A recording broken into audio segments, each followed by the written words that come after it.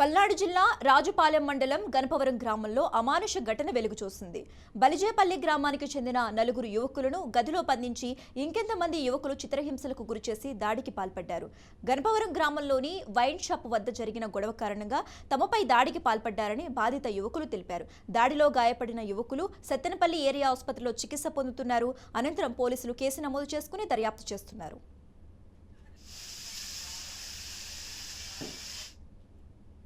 వ్యాపారం వాళ్ళు మనిషి అక్కడికి వెళ్ళామండి మేము. అక్కడ వాళ్ళు వేరే వాళ్ళు మేము కనపడుతున్నాము. అక్కడ కూర్చున్నారు. ప్రజాపురం మేము పక్కన కూర్చున్నాము. అక్కడ మాది కూడా అని చెప్పి